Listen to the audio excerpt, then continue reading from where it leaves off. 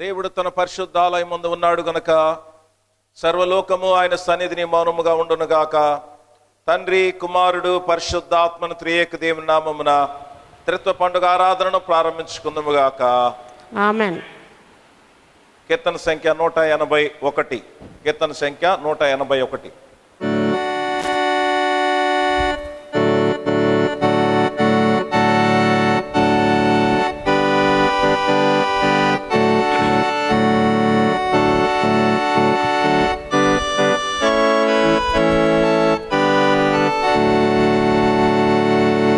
శుద్ధి శుద్ధి శుద్ధి సర్వశక్తి దేవా, ప్రాతకాల స్తోత్రము మేము చారిత్రము. శుద్ధి శుద్ధి శుద్ధి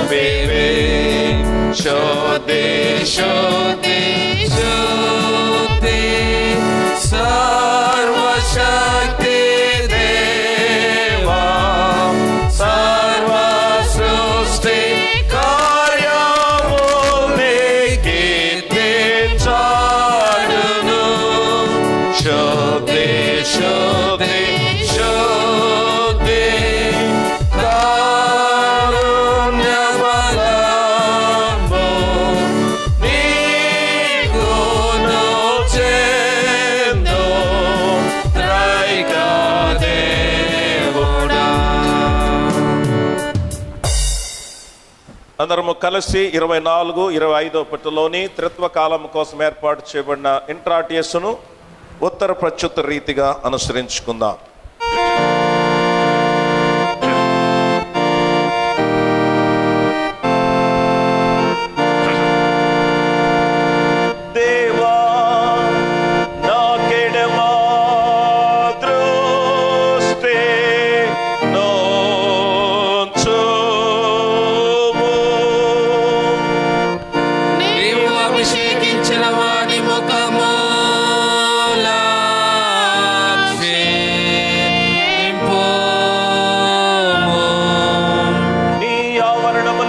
దినము గడుపుట 1000 దినముల కంటే శ్రేష్టము.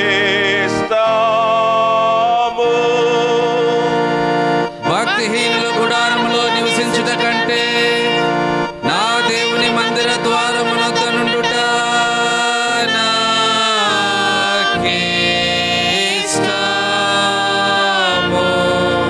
సైన్యములకు అధిపతి అయిన యెహోవా నీ నివాసము లేందో రామ్యములు.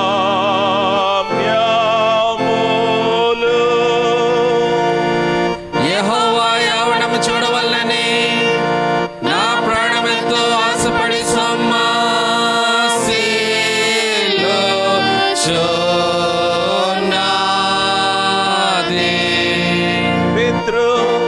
పుత్ర పావనాత్మకు మహిమ కలుగుగాక.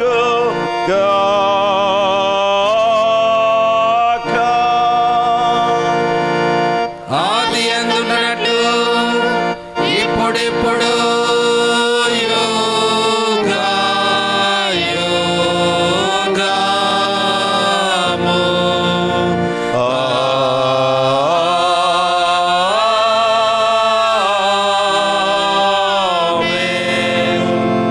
రండి, నమస్కారం చేసి సాగిల పడదము. మనల్ని కలుగజేసిన యెహోవా ముందర మోకాళ్ళుందుముగాక. లోక పాపమోయ్ దేవుని యొక్క గొర్రెపిల్ల మా మీద కరుణింపుము. లోక పాపమోయ్ దేవుని యొక్క గొర్రెపిల్ల మా మీద కరుణింపుము. లోక పాపమోయ్ దేవుని యొక్క గొర్రెపిల్ల నీ నిత్య సమాధానం మాకిమ్ము. ఆమెన్. సర్వశక్తి గల దేవుడా, మా సృష్టికర్తవును రక్షకుడైన వాడా, భేద దిక్కులేని పాపులమైన మేము నీ ముందర మోకరించి, మేము అశుద్ధ పాపకరమైన స్వభావం కలవారమై తలంపులతోనూ మాటలతోనూ క్రియలతోనూ నీకు విరోధముగా పాపమును చేసినామని ఒప్పుకుంటున్నాము గనుక మేము నీ యొక్క మితిలేని కనికరమును ఆశ్రయించి మా ప్రభు అయిన యేసుక్రీస్తును బట్టి నీ కృపను వెదకి పొందగోర్చున్నాము. దేవుడా, బీద పాపినైన నా యందు కన్నింపుము.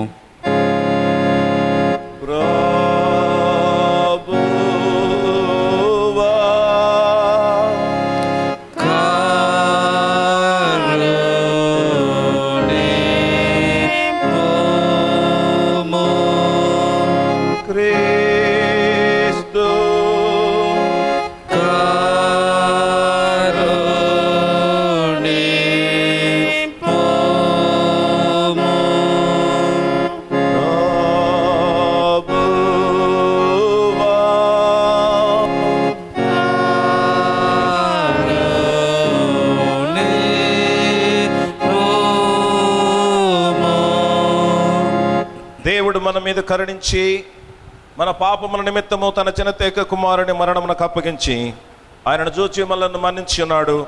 మరియు ఆయన తన నామందు విశ్వాసం ఉంచిన వారికి దేవుని పిల్లలకు అధికారం అనుగ్రహించెను. ఆయనను కీర్తింపుడి, ఆయన నామమును బట్టి ఆయనను కీర్తింపుడి. సర్వోన్నతమైన వానిలో దేవునికి మహిమ, భూమి మీద సమాధానమును, మనుషుల యందు కటాక్షమును కలుగును గాక. ప్రభువైన దేవుడా, ఓ పరమరాజా,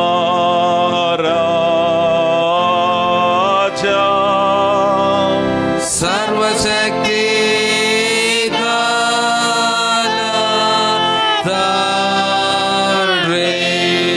నిన్ను స్తుతించుచున్నాము, నిన్ను ఆరాధించుచున్నాము, నిన్ను మహిమపరచుచున్నాము. నీ గొప్ప మహిమను బట్టి నీకు కృతజ్ఞతాస్తుతులు చేయుచున్నాము. ప్రభువా, జనతైక కుమారుడా యేసు క్రీస్తువా,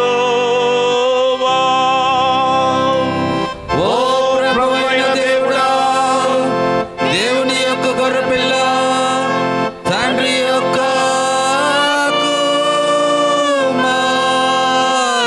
కుమారుడా, లోక పాప భారము మోసుకొని పోవు వాడా,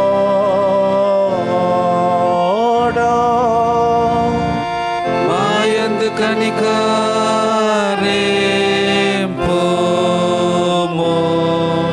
లోక పాప భారము మోసుకొని పోవు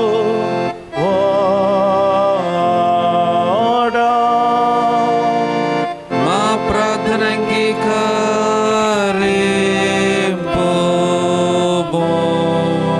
తండ్రి అయిన దేవుని కుడి చేతి వైపున కూర్చుండియుండు వాడా, మా యందు కనికరింపుము.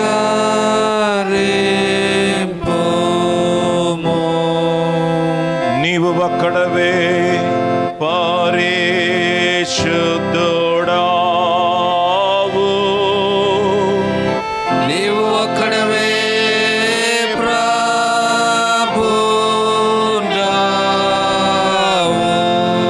ఓ క్రీస్తువా, నీవక్కడవే పరిశుద్ధాత్మతోడాను. తండ్రి అయిన దేవుని మహిమయందు ఉన్నతమైన వాడవైయున్నావు.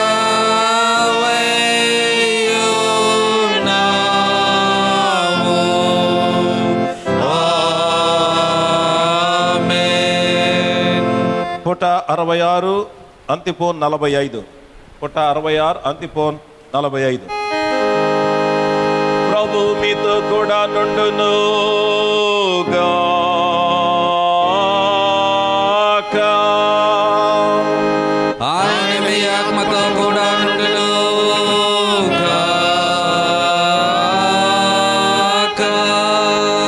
ఓ దేవా, ఆకాశ విశాలమందు నీకు స్తోత్రము కలుగును గాక.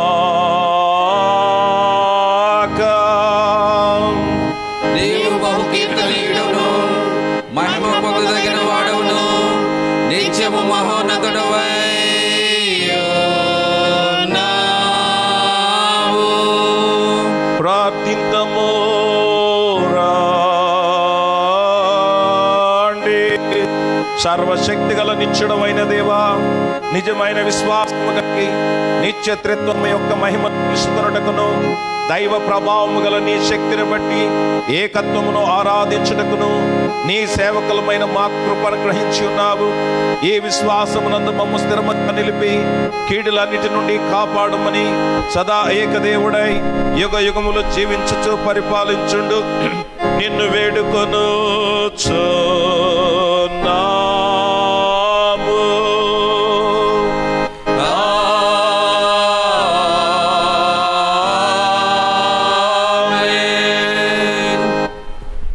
ఈ సమయంలో నేటి దినమునకు ఏర్పాటు చేయబడినటువంటి లేఖన భాగంలో చదువుగా భయభక్తులతో విందాం.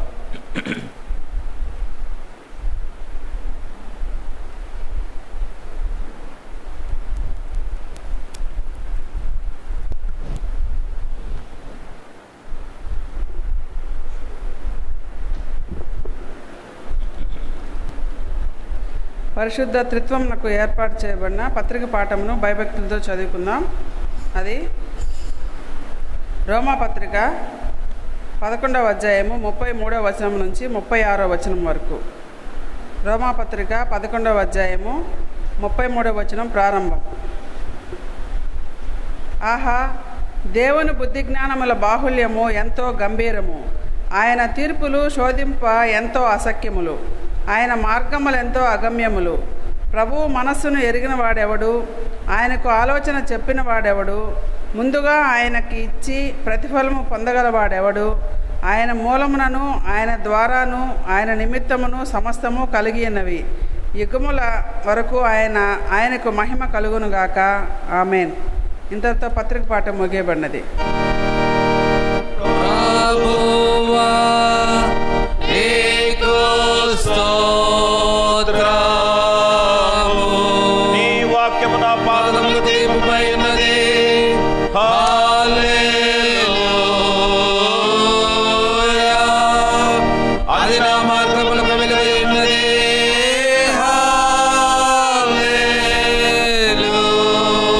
హల్లెలూయా. హల్లెలూయా.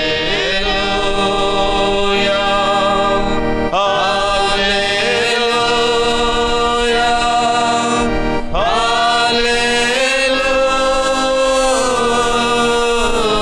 హల్లెలూయా. నేటి దినమైనటువంటి త్రిత్వము కొరకు ఏర్పాటు చేయబడిన పరిశుద్ధ వాక్యాన్ని మనం చదువుకుందాం. సువార్త వాక్యాన్ని యోహాను సువార్త 3వ అధ్యాయము 1వ వచనం నుంచి 15వ వచనంకి ఇలా వ్రాయబడి ఉన్నది. యోహాను సువార్త 3వ అధ్యాయము 1వ వచనము నుంచి. యూదుల అధికారి అయిన నికోదేమును పరిసయ్యుడు ఒకడుండెను.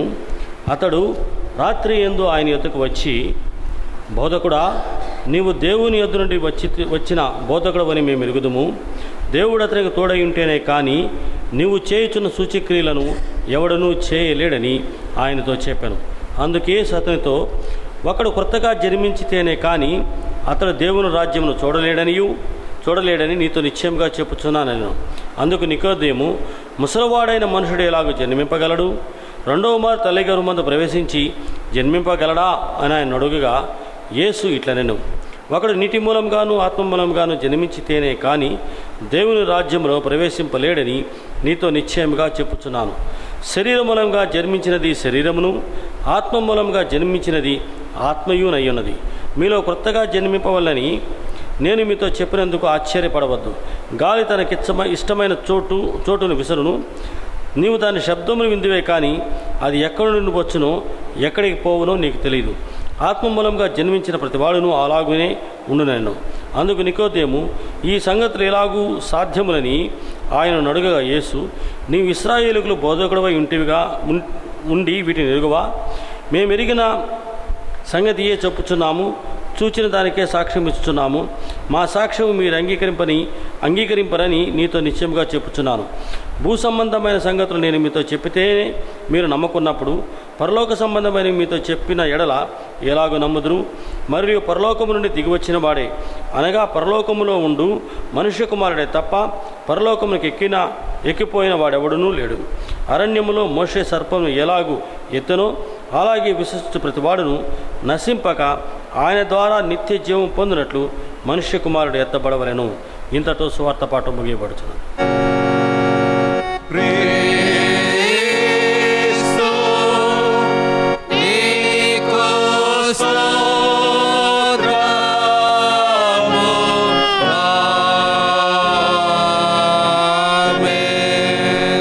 అందరము కలిసి అపోస్తలుల విశ్వాస ప్రమాణం యథార్థంతో భయభక్తులతో త్రియేక దేవుని ఎదుట ఒప్పుకుందాం.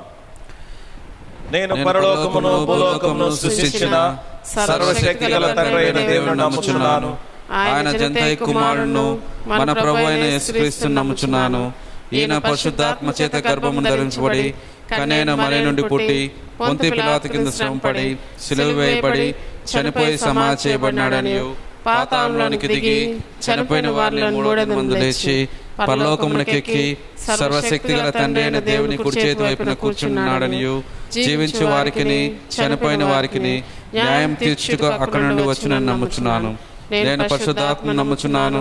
పరిశుద్ధ క్రైస్తవ సంఘమును, పరిశుద్ధుల ఐక్యమును, పాప పరిహారమును, శరీర పునరుద్ధానమును, నిత్య జీవమును ఉన్నవని నమ్ముచున్నాను.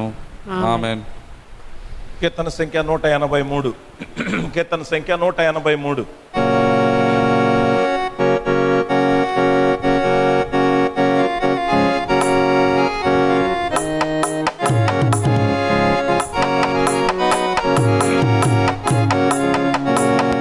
పరిశుద్ధ పరిశుద్ధ పరిశుద్ధ ప్రభువా వరదూతలైన నిన్వారి మగలరా వరదూతలైన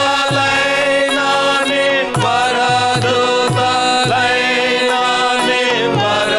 వరదూతలైన నిన్వారి మగలరా పరిశుద్ధ జనకోడా పరమాత్మను కూడా పరిశుద్ధ జనకోడా పరమాత్మను కూడా నిరుపమ బలభూతి నీతి ప్రభావ నిరుపమ బలభూతి నిరుపమ బలభూతి నిరుపమ బలభూతి నీతి ప్రభావ పరిశుద్ధ తనయుడా నరరూపధారుడా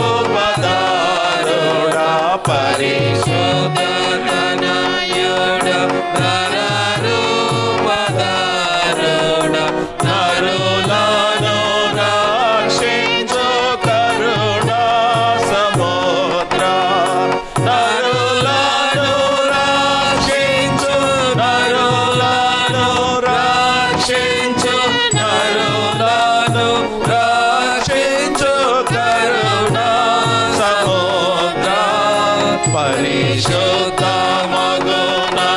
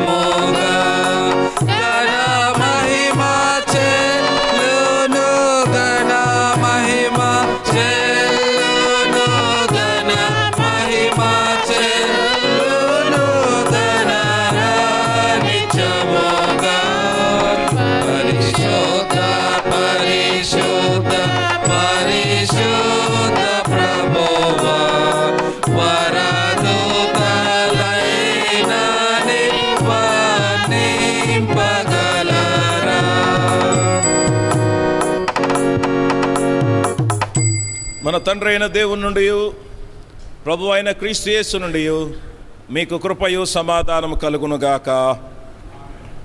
నేటి మన ధ్యానము కొరకు ఏర్పాటు చేయబడి చదవబడిన పత్రిక వాక్యంలోని కొన్ని వచనాలను భయభక్తులతో చదువుకుందాం. అది అపోస్తలుడైన పౌలు రోమీలకు రాసిన పత్రిక 11వ అధ్యాయము 33-34 వచనాలు. రోమా 11:33-34. ఆహా, దేవుని బుద్ధి జ్ఞానముల బాహుళ్యము ఎంతో గంభీరము, ఆయన తీర్పులు శోధింపనెంతో అసఖ్యములు, ఆయన మార్గములెంతో అగమ్యములు. ప్రభు మనస్సును ఎరిగిన వాడెవడు, ఆయనకు ఆలోచన చెప్పిన వాడెవడు. ప్రార్థన చేసుకుందాం. సర్వశక్తి గల దేవ, కృపగల తండ్రి, పరిశుద్ధుడా, మీ ఘనమైన నామానికి వందనాలు స్తోత్రాలు చెల్లిస్తూ ఉంటున్నాం. మరి యొక్క పరిశుద్ధ దినాన నీ పాద సన్నిధిలో చేరి నేను ఆరాధించడానికి ఇచ్చిన ధన్యతను బట్టి స్తోత్రాలు. దేవుని యొద్దకు రండి, అప్పుడు ఆయన మీ యొద్దకు వచ్చిన నేను సెలవిచ్చిన మాటను బట్టి నీ పాద సన్నిధికి వచ్చింటుండగా తండ్రి, మీరు మాతో మాట్లాడమని మనవి చేసి ఉంటున్నాం.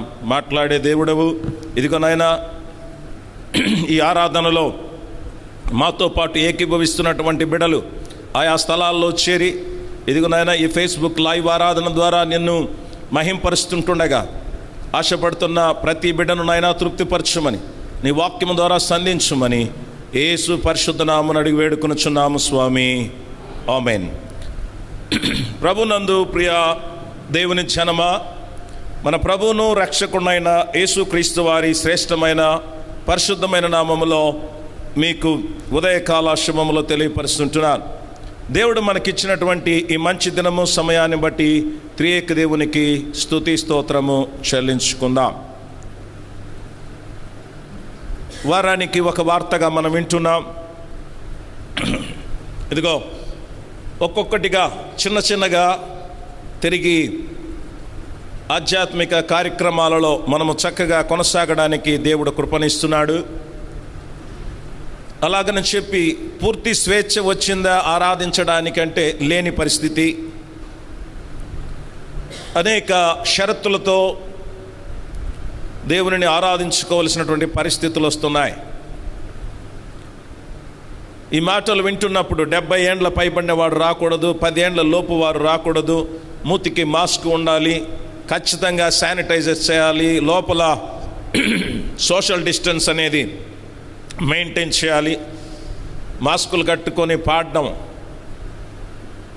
అది ఎంత మట్టుకు సాధ్యమవుతుందో ప్రభు బలాన్ని తీసుకునేటప్పుడు ఆరోగ్యపరంగా గవర్నమెంట్ చెప్తున్న వాటన్నిటినీ కూడా మనం పాటించవలసిన వారం. అనగా దేవుడు ఇంకా ఆయన ఆరాధించడానికి, మనం పోగొట్టుకున్న దానిని తిరిగి ఇవ్వడానికి దేవుడు ఇంకా కొంత సమయాన్ని తీసుకుంటున్నాడు. కారణం, మనం ఇంకా పూర్తిగా దేవుని వైపు తిరగాలని, ఇంకా మన ప్రార్థనలు కొనసాగింపబడాలన్నది దేవుని ఆలోచన. ప్రియులారా, మోషే ఫరో యొద్దకు వెళ్ళి, మేము ఇశ్రాయేలీలు 3 దినాల దూర ప్రయాణం వెళ్ళి యెహోవాకు బలి ఇవ్వాలి, లేక యెహోవాకు పండుగ చేసుకోవాలి అని అంటే ఫరో ఒక్కొక్కసారి ఒక్కొక్క కండిషన్ పెడుతూ వచ్చాడు. పురుషుల మట్టుకు వెళ్ళమన్నాడు, ఒకసారి స్త్రీల మట్టుకు అన్నాడు, ఇదిగో ఆస్తిపాస్తులు వదిలిపోమన్నాడు. అనగా చివరికి దేవుని కఠినమైన తీర్పు వచ్చేదాకా ఇశ్రాయేలీలను పోనీయడాయను అన్న మాట మనం చూస్తాం. సో పూర్తిగా ఈ కరోనా పోయేంత వరకు మనం జాగ్రత్తలు తీసుకొనవలసిన వారమే, దేవుని కృప కొరకు మనము నిరీక్షించవలసిన వారమే. ప్రియులారా, పరిశుద్ధ త్రిత్వ పండుగను ఇది నానా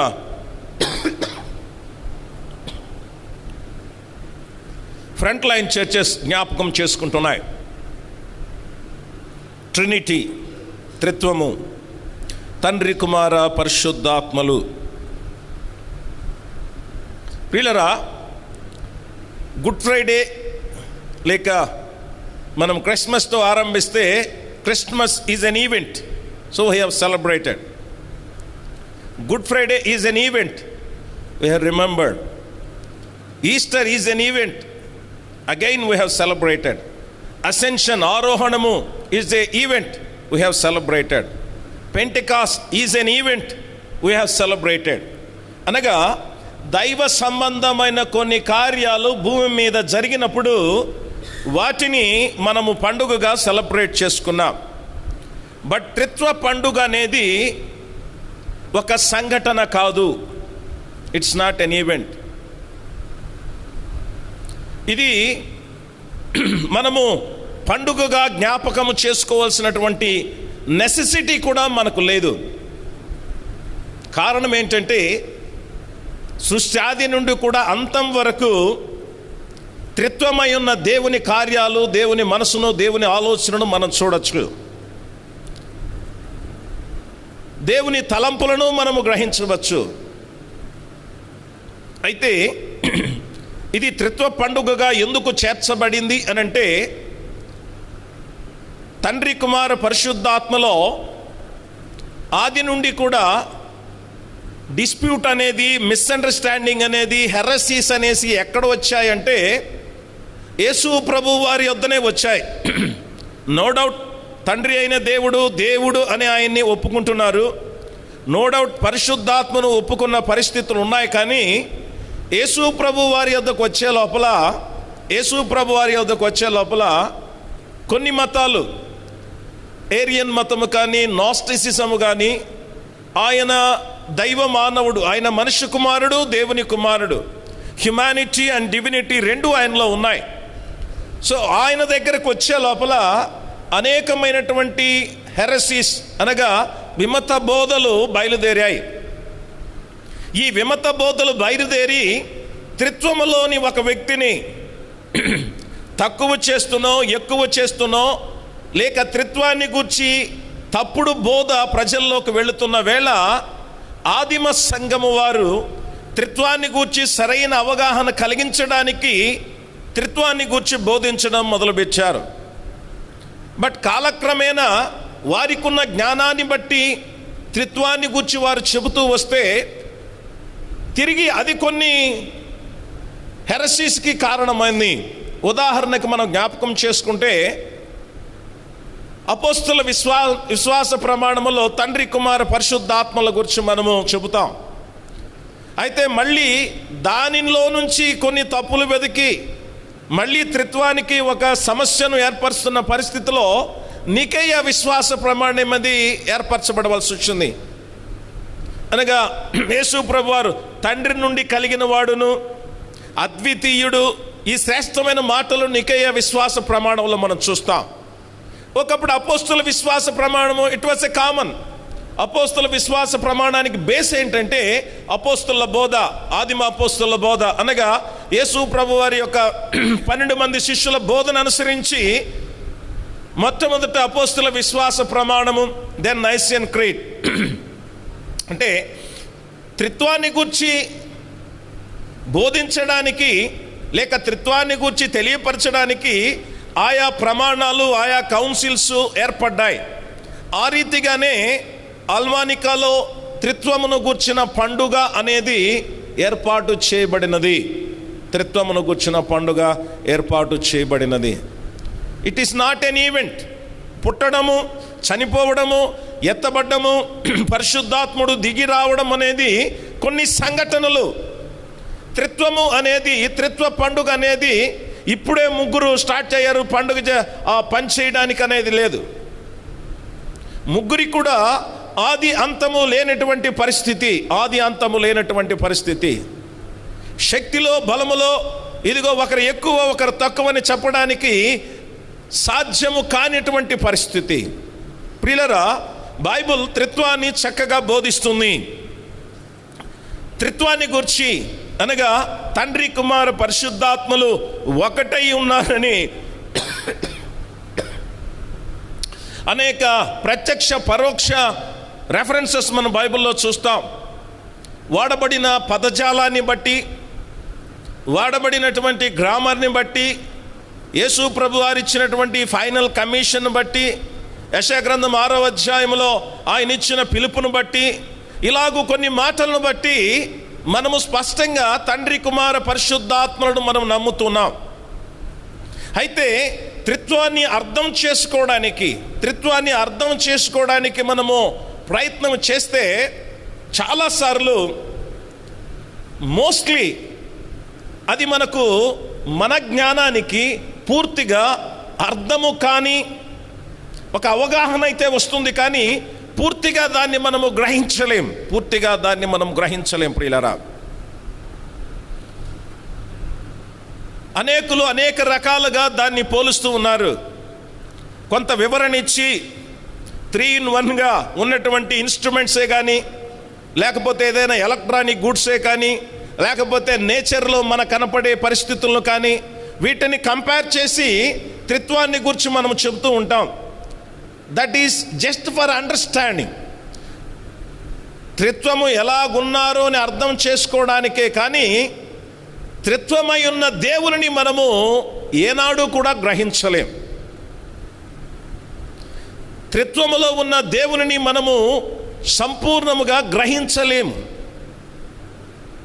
యేసు ప్రభువారు నికోదేముతో ఒక మాట అన్న మాట మనం చదువుకొని ఉన్నాం.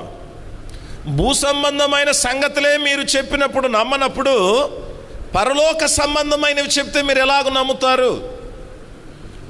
సో దేవుడు ఒక మనిషి రక్షణ పొంది రక్షణను కొనసాగించుకుంటూ ప్రభు రాకడ కొరకు సిద్ధపడడానికి అవసరమైన సమాచారమే మనకిచ్చాడు. బైబిల్లో అంతా కూడా మనిషి రక్షింపబడడానికి, రక్షణను కాపాడుకోవడానికి, ఆ రక్షణతో ప్రభు రాకడలో ఎత్తబడి ఆయనతో ఉండడానికి దేవుని గురించి మనకు ఎంత ఇన్ఫర్మేషన్ అవసరమో అంతే బైబిల్ చెప్తుంది. మనకు బైబిల్లో ఉంది, ఆయనను గురించి అన్నీ వ్రాయడానికి ఈ భూలోకమైన చాలదు అని. మనకు అవసరమైన దానినే దేవుడు బయలుపరిచాడు. ఈరోజు మనం చదువుకున్న 2 లేఖన భాగాలను కూడా గమనిస్తే, ఇక్కడ అపోస్తుడైన పౌలు సువార్త పాఠములో అక్కడ యేసు ప్రభువారు పౌలు కొన్ని కార్యాలను గురించి చెబుతూ చివరికి ఆయన ఒక కన్క్లూజన్ ఇచ్చేస్తున్నాడు. ఏం కన్క్లూజన్ అంటే, అయ్యో ఆయన బుద్ధి, ఆయన జ్ఞానము, ఆయన మనస్సు, ఇదిగో మనము మెజర్ చేయలేము.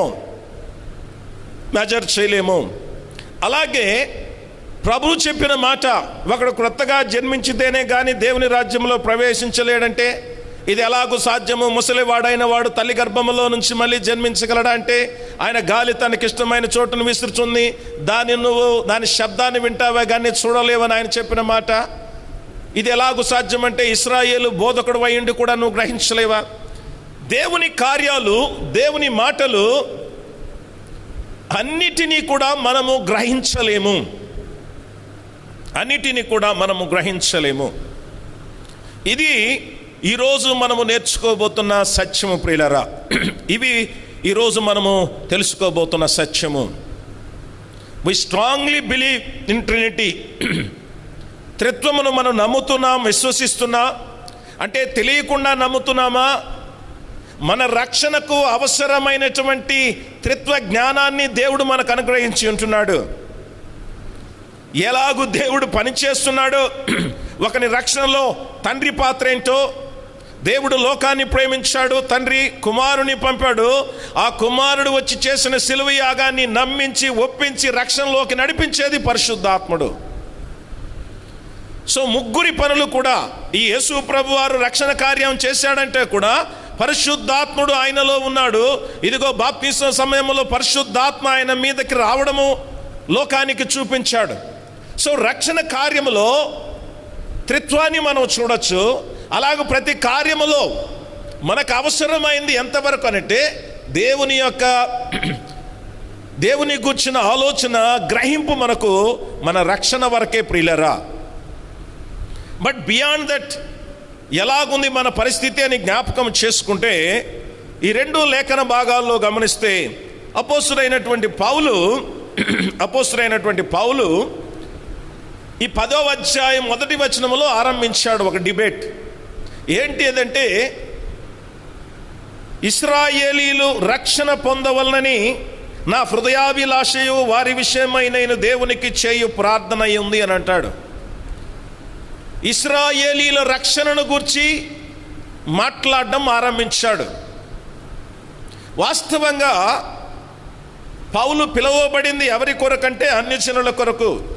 అయితే ఆయన ఆశ ఏంటంటే వీరు కూడా రక్షణ పొందాలి అని ఆశ. 13వ వచనము 14వ వచనం చూడండి. రోమాపత్రిక 11వ అధ్యాయము 13, 14 వచనాలు. ఎందుకనగా ప్రభువు నామమును బట్టి ప్రార్థన చేయువాడెవడో వాడు రక్షింపబడును. 11వ అధ్యాయము 13, 14 వచనాలు. అన్యజనులకు మీతో నేను మాట్లాడుచున్నాను. నేను అన్యజనులకు అపోస్తుడనై ఉన్నాను కనుక ఏ విధమునైనను నా రక్త సంబంధులకు రోషము పుట్టించి వారిలో కొందరినైనను రక్షింపవలనని నా పరిచర్యను గణపరుచుచున్నాను. సో ఆయన ఇంటెన్షన్ చెప్తున్నాడు.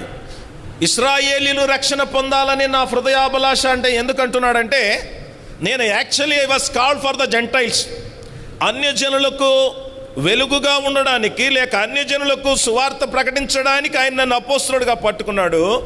బట్ దానితో పాటు నా ఆశ ఏంటంటే, నా ప్రజలైన ఇశ్రాయేలీలు రక్షణ పొందాలన్న ఆశ. అక్కడ ఆరంభించి ఎక్కడి దాకా వచ్చాడనంటే 30వ అధ్యాయం 11వ అధ్యాయము 30వ వచనం నుంచి మనం చదివితే, మీరు గత కాలమందు దేవునికి అవిధేయులై ఉండి ఇప్పుడు వారి అవిధేయతను బట్టి కరుణింపబడితిరి. అటువలనే మీ ఎడల చూపబడిన కరుణను బట్టి వారును ఇప్పుడు కరుణ పొందు నిమిత్తము ఇప్పుడు వారి అవిధేయులై ఉన్నారు. అందరి ఎడల కరుణ చూపవలని దేవుడు అందరినీ అవిధేయతా స్థితిలో మూసివేసి బంధించి ఉన్నాడు. అంటే ఏం చెప్తున్నాడంటే, అన్యజనులను అవిధేయత స్థితిలో ఉంచాడంట. ఎందుకొరకంటే యూదుల రక్షణ కొరకు.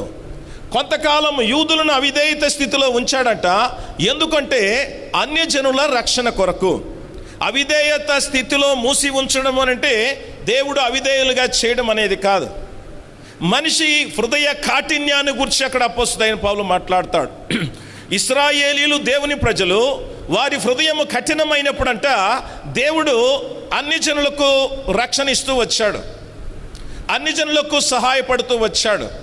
వాళ్ళు ఎక్స్ట్రా చేష్టలు చేసినప్పుడు వాళ్ళ మనసును కఠినపరిచి వీళ్ళు తగ్గించుకున్నప్పుడు వీరి మీద కరుణ చూపుతూ వచ్చాడు. ఇది దేవుని జరిగించిన క్రియ అని కొంత సమాచారము 10వ అధ్యాయం 11వ అధ్యాయంలో ఇచ్చి చివరికి ఏం చెప్తున్నాడంటే, this may not be satisfied you. నేను చెప్పే ఈ బోధ, నేను చెప్పే ఈ మాటలు రోమా సంగమా మీకు ఒక ఫుల్ ప్లెడ్జ్డ్ ఆన్సర్ దొరికి ఉండకపోవచ్చు. ఎందుకు అనంటే అక్కడ చెప్తున్నాడు, దేవుని బుద్ధి జ్ఞానముల బాహుళ్యం ఎంతో గంభీరములు. ఇదిగో మరి ఆయన ఆలోచనలు చాలా శ్రేష్టమైనవి. నా మట్టుకు this is what my interpretation, my idea, my understanding అంటున్నాడు. దేవుడు అన్ని జనులను ఎట్లా ఇబ్బంది పెట్టాడు, యూదులను ఎట్లా ఇబ్బంది పెట్టాడు, వీరి హృదయ కఠినమైనప్పుడు వీరిని ఎందుకు ఆశీర్వదించాడు, వీరి కఠినమైనప్పుడు వీళ్ళని ఆశీర్వదించాడు అని నా ఆలోచన, నాకు తడుతున్నటువంటి మనస్సు అని చెప్పాడు. చెబుతూ అంటున్నాడు, జాగ్రత్త, దేవుని మనస్సును, దేవుని బుద్ధిని, జ్ఞానాన్ని నేను గ్రహించలేను అంటున్నాడు. వాస్తవం ప్రియులారా, పౌలు ఇక్కడ ఒక 4 మాటలు వాడాడు.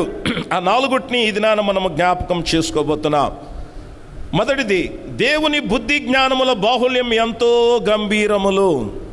మానవుడు దేవుని సంగతిని గ్రహించలేని ఒక 4 సంగతులు చెప్తున్నాడు. సొలొమోను సామెతల్లో చెప్పాడు, గుర్తుపట్టలేనివి, బండ మీద సర్పము జాడ, నీటిలో ఇదిగో ఓడ జాడ, ఇదిగో పురుషునితో కన్య జాడ అనేటివి. కానీ దేవుని గూర్చి మానవుడు గ్రహించలేని ఒక 4 సంగతులు చెప్తున్నాడు. మొదటిది ఏంటంటే, ఆయన బుద్ధి జ్ఞానముల బాహుళ్యం ఎంతో గంభీరములైనవంట. అంటే దాని అర్థం ఏంటంటే, you cannot understand, you cannot measure God's wisdom and knowledge. దేవుని యొక్క బుద్ధి జ్ఞానములు చాలా గంభీరములు అనంటే అర్థం ఏంటంటే చాలా లోతైనవంట, చాలా లోతైనవి. The riches of wisdom and knowledge is so deep. ఆ డెప్త్ను మనం గ్రహించలేం. 50 ఏండ్లు కాపురం చేసిన భర్తను అర్థం చేసుకోవడానికి, భార్యను అర్థం చేసుకోవడానికి ఒక్కొక్కసారి ఇబ్బందే. మన కడుపులో నుంచి మన ద్వారా జన్మించబడిన బిడ్డలు 30 ఏండ్లు మనతో ఉండినా ఇంకా వాళ్ళకి చాలా సందర్భాల్లో అమ్మేంటో నాయనేంటో అర్థం కాదు. వాళ్ళ మీద మనకున్న ప్రేమ ఎంతో వాళ్ళకి అర్థం కాదు. వాళ్ళని గురించి మనం చేస్తున్న ఆలోచన ఎంతో అర్థం కాదు. అలాంటిది దేవుని బుద్ధి జ్ఞానములను అవి ఎంత లోతైనవో. అందుకే అంటాడు చూడండి, యెషయా గ్రంథం 40వ అధ్యాయము 12 నుండి 14 వరకు. యెషయా గ్రంథం 40వ అధ్యాయం 12 నుండి 14 వరకు.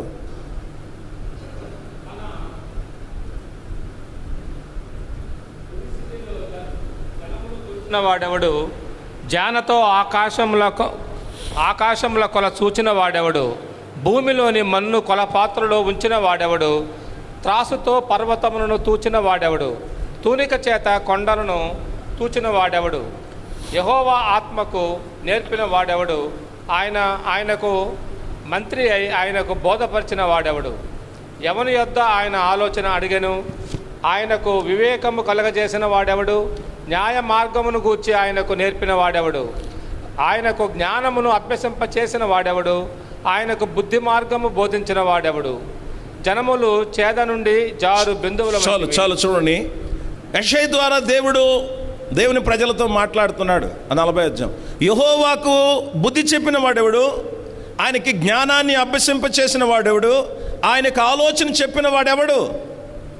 అంటే ఎవరు కూడా, అంటే ఆయనే అంత బుద్ధి జ్ఞాన వివేకములలో అంత లోతైన పరిస్థితిలో ఉండగా ఆయనకి ఇంకెవడు చెప్పలేడు.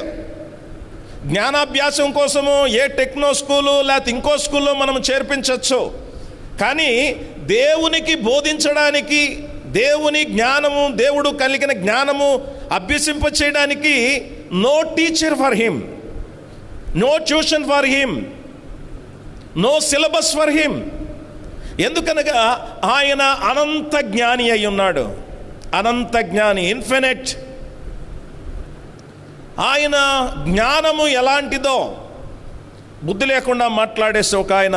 యోబు గ్రంథం 42వ అధ్యాయం 1-3 వచనాలు మనం గమనిస్తే యోబు అంటాడు, నా బుద్ధికి మించిన సంగతులు నేను మాట్లాడాను, ఇప్పుడు నేను చంపలేసుకుంటున్నాను. నా బుద్ధికి మించిన సంగతులు నేను మాట్లాడాను. యోబు దేవుని సన్నిధానములో చాలా మాట్లాడేశాడు. అయితే 38వ అధ్యాయం ఆరంభం నుంచి మనం చూస్తే దేవుడు అన్నాడు, యోబు నేను మాట్లాడతాను, నాకు జవాబు ఇవ్వని ప్రశ్నించడం మొదలుపెట్టాడు.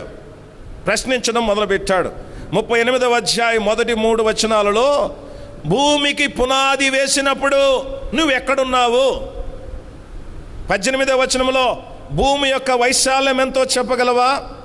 27వ వచనంలో ఉరుములోని మెరుపుకు మార్గము నిర్ణయించువాడు. మనకిప్పుడు వస్తుంది, రాగల 40 నిమిషాల్లో మీ పరిసర ప్రాంతాల్లో పిడుగుపడుతుంది, జాగ్రత్త అని మెసేజ్ వస్తుంది, SMS అలర్ట్ వస్తాయి. అయితే పిడుగు పడచ్చు, కానీ ఎక్కడ పడుతుందో ఇక్కడ దేవుడట ఒక పిడుగు పడ్డప్పుడు మెరుపు ఇటు రావాలన్నా కూడా దానికి మార్గాన్ని నిర్ణయించిన వాడు కూడా దేవుడంట. That is my wisdom, that is my knowledge అని దేవుడు యోబుకు చెప్తున్నాడు. చూడండి 36వ వచనం, అంతరింద్రియములలో జ్ఞానముంచిన వాడెవడు, హృదయమునకు తెలివినిచ్చిన వాడెవడు. ఇక 39వ అధ్యాయము 13-25 వరకు చూస్తే నిప్పుకోడిని గురించి మాట్లాడతాడు. 26-30 వచనం వరకు మనం గమనిస్తే డేగను గురించి మాట్లాడతాడు. 40వ అధ్యాయము 15-24 వచనం వరకు నీటి గుర్రమును గురించి మాట్లాడతాడు. 41వ అధ్యాయం అంతా కూడా మకరము, ముసలిని గురించి మాట్లాడతాడు. ఈరోజు మనకు అనేకములైనటువంటి ఈ discovery channels, national Geography channels చాలా పరిశోధనలు జరిగి ముసలి మీదనో, గాడిద మీదనో, నిప్పుకోడి మీదనో, డేగ మీదనో కొన్ని విషయాలు మనకు తెలుస్తున్నాయి. కానీ దేవుడు యోబును ప్రశ్నించిన కాలంలో దేర్ వాజ్ నో ఆన్సర్. ఇప్పుడు కూడా మన శాస్త్రజ్ఞులు వాళ్ళ జ్ఞానముతో మనకు చెప్పేటివి కూడా సంపూర్ణముగా తెలియదు. కరోనా ఇలాగుంది, అలాగుంది, దాని ఎఫెక్ట్స్ మనకు తెలుస్తున్నాయి. ప్రభు చెప్పినట్టు గాలి తనకిష్టమైన చోటు, దాని శబ్దం వింటావు కానీ దాన్ని నువ్వు చూడలేవు. కరోనాని ఎవరు చూడలేని పరిస్థితి. కనబడని శత్రువు అంటున్నాం, అయితే దాని ఎఫెక్ట్ అయితే అనుభవిస్తున్నాం. దేవుడు యోబుతో మాట్లాడుతున్నాడు. యోబుతో మాట్లాడి, ఇది నా జ్ఞానము, జస్ట్ మచ్చుకు చెప్తున్నాను నీకు. అంతకుముందు యోబు స్నేహితులు దేవుని గురించి ఎన్నో మాట్లాడేశారు. యోబు చివరికి అంటాడు, ఇదిగో నన్ను నేను అసహించుకుంటున్నాను. చూడండి 41వ అధ్యాయం 33-34 వచనాలు. యోబు గ్రంథం 41వ అధ్యాయం 33-34 వచనాలు. భూమి మీద దాని వంటిది ఏదీ లేదు. అది గొప్ప వాటన్నిటినీ తిరస్కరించును. గర్వించిన జంతువులన్నిటికీ అది రాజు.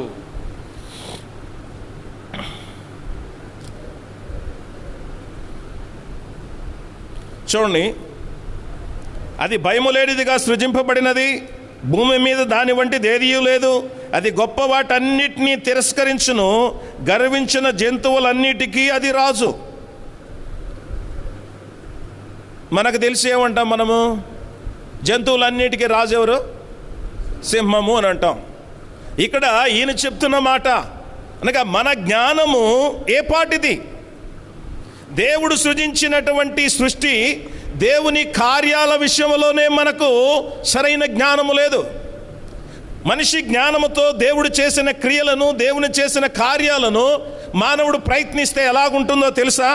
చూడండి, ప్రసంగి గ్రంథాన్ని మనం గమనిస్తే 1వ అధ్యాయము 2వ వచనంలోకి వచ్చే లోపల అంటాడు, ప్రసంగి గ్రంథం 1వ అధ్యాయం 2వ వచనంలో, సమస్తము వ్యర్థము వ్యర్థము వ్యర్థము. ఆ 1వ అధ్యాయము 12-18 వచనాల్లో మనం గమనిస్తే అక్కడ కొన్ని సంగతులు, సూర్యుని కింద ఉన్న జ్ఞానమంతా కూడా వ్యర్థము వ్యర్థము వ్యర్థము. 2వ అధ్యాయం 11 వచనాల్లో మనం గమనిస్తే మానవుడు అనుభవిస్తున్న సంతోషము, సొలొమోను అంటున్నాడు, ఒక వైరాగ్యములో ఆయన దేవుడు తనకిచ్చిన జ్ఞానముతో దేవుడు సూర్యుని కింద జరిగేటివన్నీ గురించి ఆలోచన పరిశోధన చేయడం మొదలుపెట్టాడు. మానవుడు అనుభవిస్తున్న సంతోషములో స్త్రీ సాంగత్యము కానీ, సంపద కానీ, ద్రాక్షరసము కానీ, దేనిలో కూడా సంతోషం ఉందని ఎతుకుతున్నామో అదంతా వ్యర్థమే అని అంటాడు. సంతోషాలన్నీ వ్యర్థమే అంటాడు. 3వ అధ్యాయంలో కాలములను గూర్చి మాట్లాడతాడు. 11వ వచనంలో ఒక మాట ఉంది చూడండి, ప్రసంగి 3:11లో,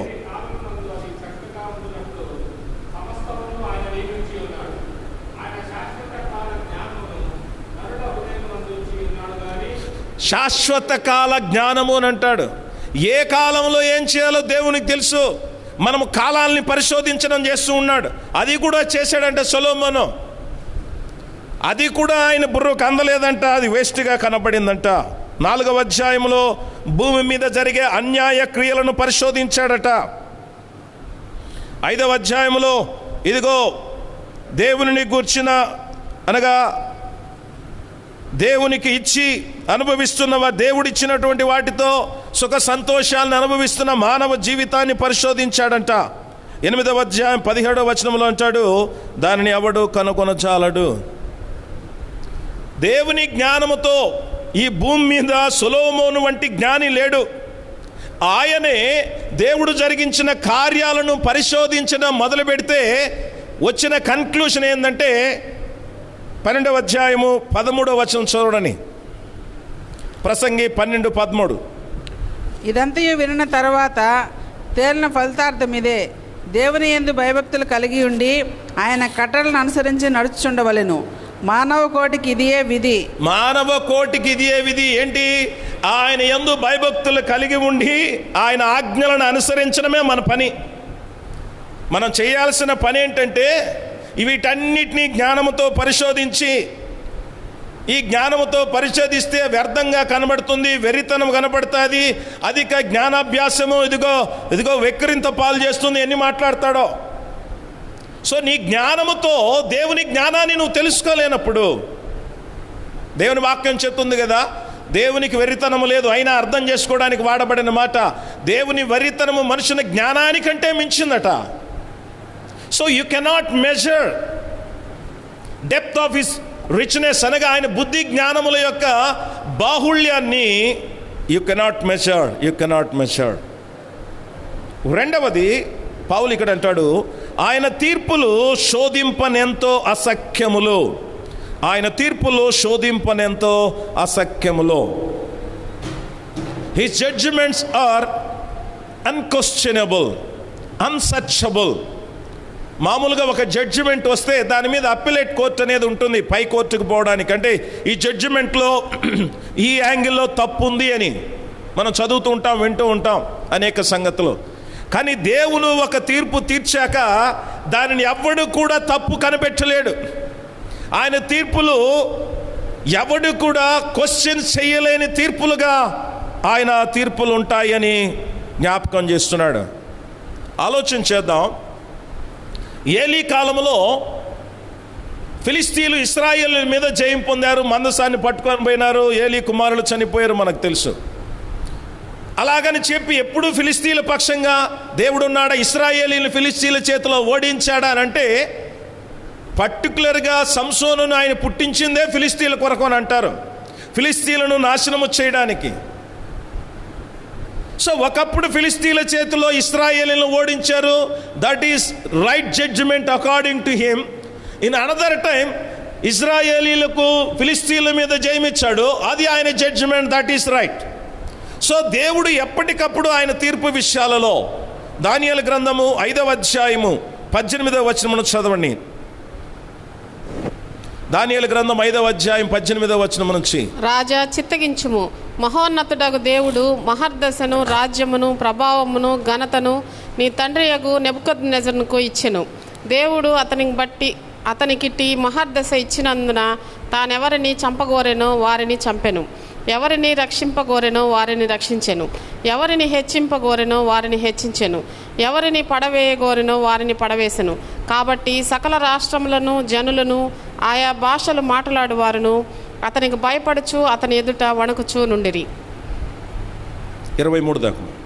అయితే అతడు మనస్సును అతిశయించి బలాత్కారం చేయుటకు అతని హృదయమును కఠినము చేసుకొనగా దేవుడు అతని ప్రభుత్వమును అతని యొద్ద నుండి తీసివేసి అతని ఘనతను పోగొట్టెను.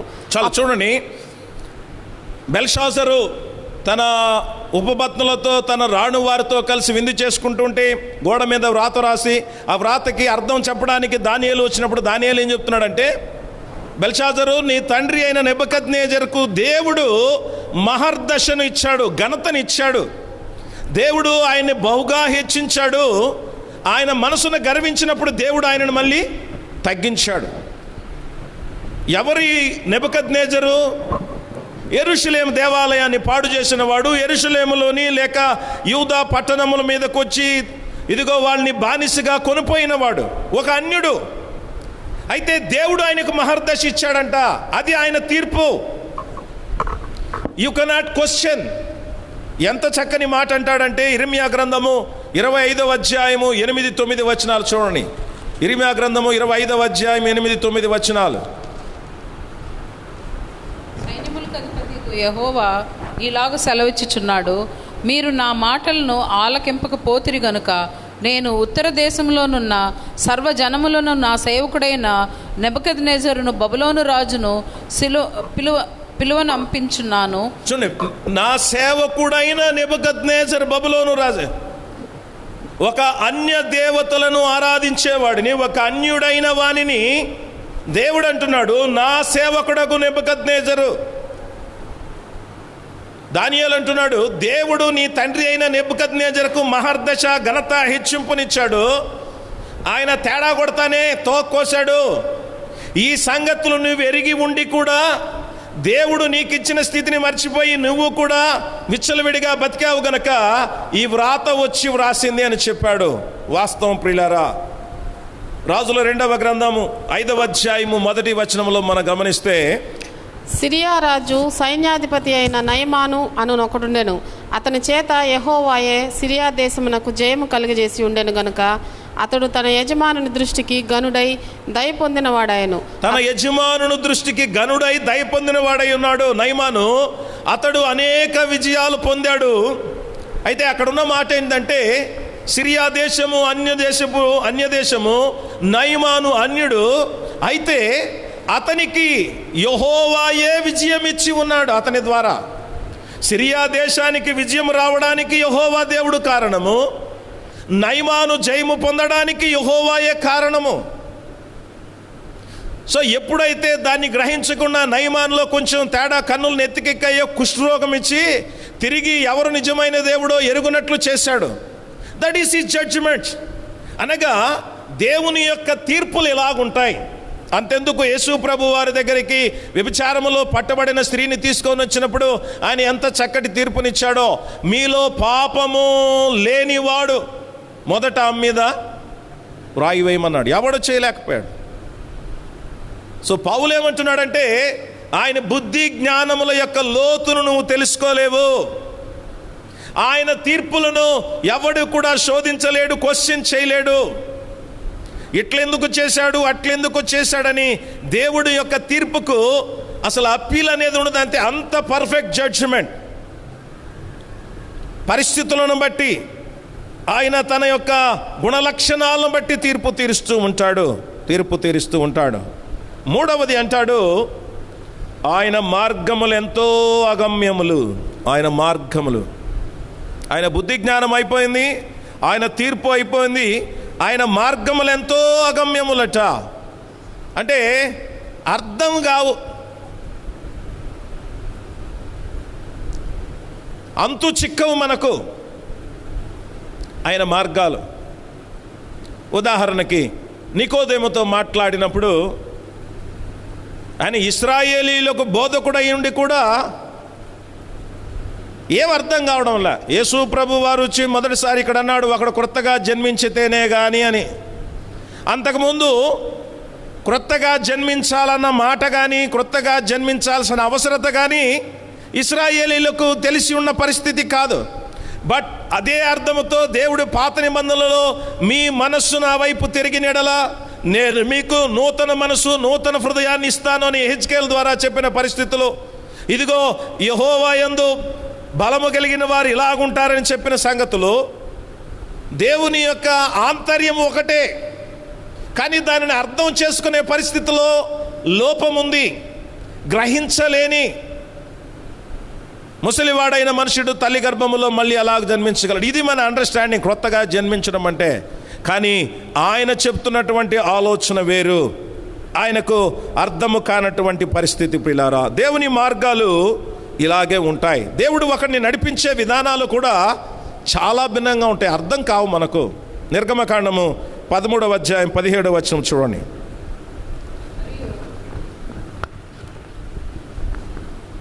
మరియు ఫరో ప్రజలను పోనీయగా దేవుడు ఈ ప్రజలు యుద్ధము చూచున్నప్పుడు వారు పశ్చాత్తాపపడి ఐగుప్తునకు తిరుగుదురేమో అనుకొని ఫిలిస్తీయుల దేశము సమీపమైనను ఆ మార్గమున వారిని నడిపింపలేదు. అయితే చాలు, ఫిలిస్తీయుల దేశము సమీపంగా ఉంది, దగ్గర మార్గం ఉంది కానాను దేశానికి వెళ్ళడానికి. కానీ ఆ మార్గము గుండా నడిపించకుండా అరణ్యము గుండా ఎందుకు నడిపించాడంటే, ఈ మార్గంలో యుద్ధాలు వస్తాయి, యుద్ధాలు వచ్చినప్పుడు వీళ్ళు ఓడిపోతారని కాదు, లేక వీళ్ళ శత్రువులు వాళ్ళకంటే బలవంతులని కాదు, వీళ్ళు భయపడిపోయి వీళ్ళు పిరికి పందలై ఎక్కడ వెనక్కి వస్తారని దేవుడు అరణ్య మార్గము గుండా నడిపించాడట. ఇది బైబిల్లో ఇప్పుడు మనకు రాసి పెట్టారు కాబట్టి దేవుడు ఎందుకు ఎర్ర సముద్రం గుండా నడిపించినాడు, అరణ్యంలో గుండా నడిపించినాడు, ఇంకొక దావ ఉంది కదా అని మనం అనుకోవడానికి జవాబు ఉంది. ఆ దినాల్లో బైబిల్ లేదు కదా, దేవుడు అలాగ నడిపించినప్పుడు వాళ్ళకి ఏం అర్థం కాలా. దేవుని మార్గాలు అగమ్యములు, వాటిని మనము గ్రహించడం అనేది అసాధ్యమైన సంగతి. ప్రియులారా, ఆలోచన చేద్దాం. అననీయాతో ఏమన్నాడు? అననీయా తిన్ననిదనబడిన వీధికి వెళ్ళి, ఇదిగో తార్సువాడైనటువంటి సౌలు అని వాని కొరకు విచారించు. అతడు ప్రార్థన చేయించున్నాడు. ప్రార్థనలో ఆయన ఒక దర్శనం చూస్తున్నాడు. ఏమని? అననీయా అని ఒక మనుషుడు వచ్చి తన తల మీద చేతులుంచి ప్రార్థన చేయడం అతడు చూస్తున్నాడు. అననీయాకేమో సౌలు అంటే గిట్టడంలా, యెరూషలేములో నీ పరిశుద్ధులకు ఎంతో కీడు చేశాడు, ఇక్కడ కూడా చంపడానికి వస్తున్నాడని చెప్పి, ఇదిగో చాలా బాధతో, చాలా ద్వేషముతో, మరి సౌలు అంటే ఇష్టం లేని పరిస్థితిలో ఈయన ఉంటే, దేవుడు సౌలుకి ఎలాంటి దర్శనం చూపిస్తున్నాడు? తనని ఎవరు ద్వేషిస్తున్నారో, ఎవరైతే అతనిని అంటే ఇష్టం లేదో ఆ మనుషుడు వచ్చి ప్రార్థన చేయడం. ఇంకెవరు లేరా దమస్కులో? అననీయ కంటే భక్తిపరులు లేరా? But it was God's way. ఆయన ఎంచుకున్న మార్గం అలాగుంటుంది. ఎవరు ద్వేషిస్తున్నారో వాళ్ళనే తీసుకొని వెళ్ళడం. పేతురును గమనించండి. పేతురు ఎంతసేపు అయినా యేసు యూదులకే దేవుడని చెబుతూ ఉండేవాడు, అన్యజనులను చేరదీసేవాడు కాదు. అయితే దేవుడు ఒక దర్శనములో అన్యజనుల పట్ల దేవుని చిత్తమేంటో బయలుపరిచిన తర్వాత ఆయా సందర్భాలలో పేతురు దానిలో నుంచి డీవియేట్ అయిపోతున్నప్పుడు పౌలు చేత దేవుడు పేతురుని హెచ్చరించాడు. నీవు అన్యులతో కలిసి భోజనం చేయడము యూదులు రాకముందు వచ్చిన తర్వాత తేడా చూపిస్తున్నావు పేతురు అంటాడు. పేతురు ఎంత గొప్పోడు మన లెక్కలో. ఆయనను ఎక్కడో క్రైస్తవ సంఘాన్ని దూషించిన హింసకుడు, హానికరుడు, పాపులలో ప్రధాన పాపి అయిన ద్వారా హెచ్చరికిస్తున్నాడు. That is God's way. దేవుని మార్గాలు అలాగుంటాయి. దేవుని మార్గాలు అలాగుంటాయి. మనకు అర్థం కాదు ఎందుకు ఇట్లా చేస్తున్నాడు ప్రభు, ఎందుకు అలాగూ చేస్తున్నాడు ప్రభు. లేయాను జబ్బు కళ్ళదిగా పుట్టించాడు దేవుడు. లేయాను ఇదిగో యాకోబును మోసం చేసి తండ్రి లేయానిచ్చి వివాహం చేశాడు. లేయా ద్వేషింపబడుతుందని తెలుసు దేవునికి. కానీ ద్వేషింపబడినప్పుడు తిరిగి ఆమెను దర్శించి ఆమె ద్వారా దేవుడు ఇశ్రాయేలీలకు ప్రథమ సంతానం ఇవ్వాలన్నది ఆయన ప్రణాళిక. That is his way. అది మనకు అర్థం కాదు. లేయా ఎంత బాధపడి ఉంటుందో అందరూ ద్వేషిస్తున్నప్పుడు, అయ్యో దేవుడు నన్ను ఎందుకు ఇలాగూ జబ్బు కళ్ళదిగా పుట్టించింది అని. బట్ దేవుని ప్రణాళిక, దేవుని మార్గము, దేవుని ఆలోచన వేరై ఉంది ప్రియులరా, గుర్తుంచుకోండి. అపోస్తుల కార్యములు 10వ అధ్యాయము 44 నుంచి 48వ వచనం వరకు మనం చదివితే, అపోస్తుల కార్యములు 10వ అధ్యాయము 44 నుంచి. పేతురు ఈ మాటలు ఇంకా చెప్పుచుండగా అతని బోధ విన్న వారందరి మీదకి పరిశుద్ధాత్మ దిగెను.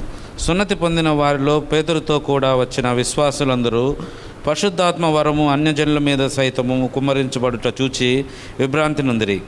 ఏలయనగా వారు భాషలతో మాట్లాడుచు దేవుని గణపరచుండగా వినిరి. అందుకు పేతురు, మన వలె పరిశుద్ధాత్మ పొందిన వీరు బాప్తిస్మం పొందకుండా ఎవడైనను వీళ్ళ నీళ్లకు ఆటంకము కలుగజేయగలడా అని చెప్పి యేసుక్రీస్తు నామమందు వారు బాప్తిస్మం పొందవలనని ఆజ్ఞాపించెను. చూడండి, ఇక్కడ చూడండి, జనరల్గా ఏంటంటే లా లేకపోతే ఒక క్రమం ఏంటంటే, ఒకడు రక్షణ పొందాక లేక మారు మనసు పొందాక బ్యాప్టిజం ఫస్ట్, దాని తర్వాత పరిశుద్ధాత్మను పొందుకోవడం అనేది జరుగుతుంది. అందుకనే ఎఫెసీ సంఘానికి పోయినప్పుడు పౌలు అంటాడు, ఇదిగో మీరు పరిశుద్ధాత్మ బాప్తిసం పొందారంటే అసలు పరిశుద్ధాత్ముడు ఉన్నాడన్న సంగతే మాకు తెలియదు అంటారు. సమరయలో ఫిలిప్పు సేవ చేస్తున్నాడు. అపోస్తుల కార్యం 8వ అధ్యాయంలో చాలామంది సువార్తను విని ప్రభుని అంగీకరించారు. కానీ పేతురు యోహానులు పోయి వారి తలల మీద చేతులు ఉంచినప్పుడే పరిశుద్ధాత్మ వచ్చింది. అంతకుముందే వాళ్ళు విశ్వాసులై దేవుని సంఘంలో ఉన్నారు. అది క్రమము. కానీ ఇక్కడ ఏమైంది, కొర్నేలి ఇంటి వారికి పేతురు ప్రసంగం చేస్తున్నప్పుడు, పేతురు వారితో మాట్లాడుతున్నప్పుడు మొదట పరిశుద్ధాత్మ దిగి వచ్చింది. దాని తర్వాత పరిశుద్ధాత్మ దిగి రావడాన్ని బట్టి దేవుడు వారి పట్ల వారిని చేర్చుకోవడానికి ఇష్టము కలిగి ఉన్నాడు. దేవుడే వాళ్ళ మీదకి ఆత్మను అనుగ్రహించిన తర్వాత ఆఫ్టర్ ఆల్ నేనెంత వాళ్ళకి బాప్తీసం ఇవ్వకుండా ఉండడానికని అప్పుడు బాప్తీసం. ఇక్కడ క్రమం మారింది, ఆర్డర్ మారింది. That is his way. దేవుని మార్గాలు అలాగుంటాయి. నువ్వు తిన్నగా ఒక గీత గీసి దేవుని మార్గం ఎప్పుడు ఇలాగే ఉంటుంది అనుకోవడానికి లేదు. అదే పౌలు అంటున్నాడు, ఆయన మార్గములు అగమ్యములు, ఆయన తీర్పులు శోధింప అసఖ్యములు, ఆయన బుద్ధి జ్ఞానముల యొక్క బాహుళ్యం ఎంతో గంభీరములు. 4వ మాట అంటాడు, ఆయన మనస్సు ఎరిగి లేక ఎరిగిన వాడెవడు, ఆయనకు ఆలోచన చెప్పిన వాడెవడు. ఆయన మనస్సును ఎరగలవా నీవు? జ్ఞానము లేదు, తీర్పు లేదు. ఇదిగో ఆయన యొక్క మార్గాలు మనం తెలుసుకోలేము. చివరికి ఆయన మనస్సును ఎరిగి నువ్వు ఆయనకు బోధించగలవా? ఎవడైనా దేవుని మనసును ఎవరైనా ఎరిగి ఉండగలడా? ఆయన మనసు ఎలాంటిదో దినవృత్తాంతాలు 2వ గ్రంథం 21వ అధ్యాయం 7వ వచనం చూడండి. 2వ దినవృత్తాంతాలు 21:7. అయినను యెహోవా తాను దావీదుతో చేసిన నిబంధన నిమిత్తమును అతనికిని అతని కుమారులకును నిత్యము దీపమిచ్చెదనని చేసిన వాగ్దానము నిమిత్తమును దావీదు సంతతిని నశింపచేయుటకు మనస్సు లేక ఉండెను. దావీదు సంతతిని నశింపచేయుటకు మనస్సు లేకుండాను. యెహోషాపాతు కుమారుడైన యెహోరాము ఆహాబు కుమార్తెను వివాహము చేసుకోవడాన్ని బట్టి ఇదిగో దేవునికి దుఃఖము కోపము కలిగించాడు. దేవుని లెక్క ప్రకారము, దేవుని మాట ప్రకారము, దేవుని ఆజ్ఞ ప్రకారము అలాగూ చేసినప్పుడు దేవుడు వారిని నిర్మూలము చేయాలి. కానీ దావీదును జ్ఞాపకము చేసుకొని దావీదుతో చేసిన నిబంధనను బట్టి ఇతనిని నశింప చేయడానికి దేవునికి ఏమలేకపోయిందంట? మనస్సు లేకపోయింది. దేవుని మనస్సును మనము గ్రహించలేం. ఆఫ్టర్ ఆల్ నేను నిన్ను ప్రేమిస్తున్నాను అని చెప్పే lovers, wife and husband, friends, నీ ఎదుటి వాని భార్య కావచ్చు, లవర్ కావచ్చు, నీ స్నేహితుడు కావచ్చు, సమ్ ఎక్స్ ఆర్ వై జెడ్, వాని మనసును ఎంతవరకు నువ్వు గ్రహించగలవో? ఒక నరుని మనస్సునే నీవు గ్రహించలేనప్పుడు దేవుని మనస్సును ఎలాగూ గ్రహించగలవు? ఇది ఈయనకిష్టము అని నువ్వు అనుకోవచ్చు. అదే ఎప్పుడు ఆయనకిష్టం అనుకుంటే పొరపాటే. ఇక్కడికి వెళ్ళడమే తనకిష్టమని నేను అనుకోవచ్చు, కానీ ఎప్పుడు అక్కడికి వెళ్ళడం అనేది, లేక కొన్ని సందర్భాలలో సడన్గా అది ఇష్టం లేని పరిస్థితి కూడా ఏర్పడుతూ ఉంటుంది. దేవుని మనస్సును కూడా మనం ఎన్నడూ కూడా గ్రహించలేము, గుర్తించలేము, ఎరగలేమని దేవుడు సెలవిస్తున్నాడు. ఇర్మియా గ్రంథము 15వ అధ్యాయం మొదటి 3 వచనాలు చూడండి. ఇర్మియా గ్రంథం 15వ అధ్యాయం మొదటి 3 వచనాలు. అప్పుడు యెహోవా నాకు ఇలాగు సెలవిచ్చెను, మోషేయు సమూయేలును నా ఎదుట నిలవబడినను ఈ ప్రజలను అంగీకరించుటకు నాకు మనసు ఉండదు. నా సన్నిధిన ఉండకుండా వారిని వెళ్ళగొట్టుము. చాలు చూడండి. మోషేయు సమూయేలును నా సన్నిధిలో నిలబడి ఈ ప్రజల కొరకు మొరపెట్టినా కూడా వాళ్ళని అంగీకరించడానికి నాకు మనసే లేదన్నాడు. ఎంత పెద్ద స్టేట్మెంట్ చెప్పినాడో.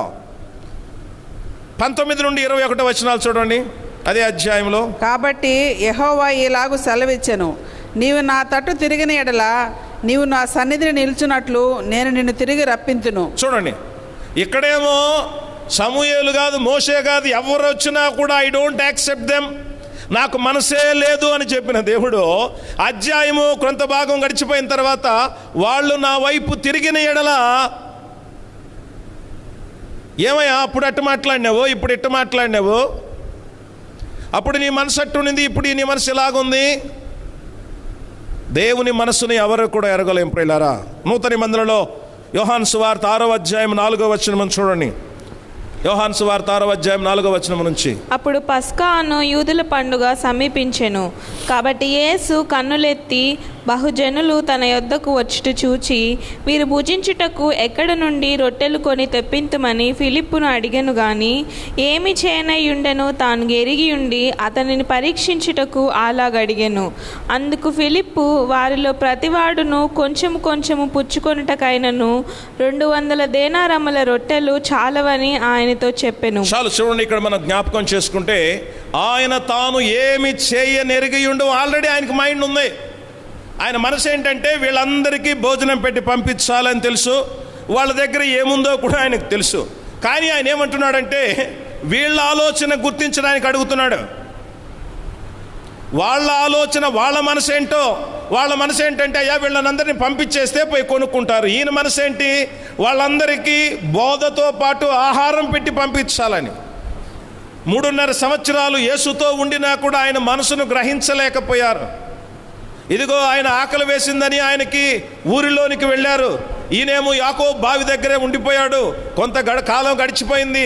తర్వాత వచ్చారు, అయ్యా ఇదిగో ఆహారం తీసుకొచ్చాం తినంటే ఏమన్నాడు? ఐ ఫినిష్డ్ మై లంచ్, నా భోజనం అయిపోయింది. ఎలాగ అంటే నన్ను పంపిన వాని నా తండ్రి చిత్తం నెరవేర్చుటే నాకు ఆహారము పానీయం. అది ఆయన మైండ్. ప్రభునందు ప్రియ దేవుని బిడ్డలారా, దేవుని మనస్సును ఎరగడం, మనకు అసాధ్యం. ఆయన మనసు నెరిగి ఆయనకు ఆలోచన చెప్పిన వాడెవరు? నీ మనసు ఎలాగుందో చూసుకొని నీకు ఎవడైనా ఆలోచన చెప్పచ్చు. నువ్వేం ఆలోచన చేస్తున్నావో, ఎలాంటి థింకింగ్లో నువ్వు ఉండావో తెలుసుకొని ఆ థింకింగ్కి అనుగుణంగా భర్తో భార్యో కౌన్సిలరో లేకపోతే డాక్టరో లేకపోతే సైకాలజిస్టో నిన్ను నడిపించవచ్చు. కానీ నీవు ఏం ఆలోచన చేస్తావు, నీ మనసులో ఉండేది ఏంటో నాకు తెలియనప్పుడు హౌ కెన్ ఐ గైడ్? నేను ఎలాగూ నీకు బోధించగలను, ఎలాగూ నేను నడిపించగలను? అందుకే దేవునికి ఎవడూ ఆలోచన చెప్పలేడు, ఎవడూ నడిపించలేడు. ఎందుకనగా దేవుని మనసు ఎవరికి అర్థం కాదు.